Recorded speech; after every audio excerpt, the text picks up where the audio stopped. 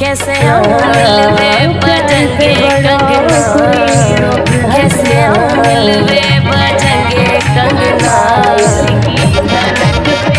पायल की खनक से जगेंगे सजना रे, पायल की खनक से जगेंगे सजना।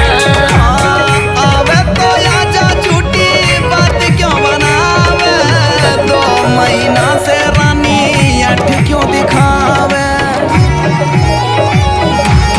बात बनावे बेटी बेटी अंगना, बात बनावे बेटी बेटी अंगना,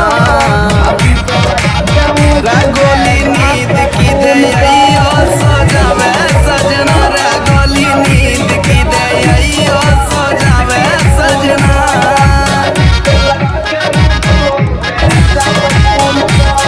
खून तो जलावे गोरी तेरा हंसना, खून तो जलावे गोरी तेरा हंसना।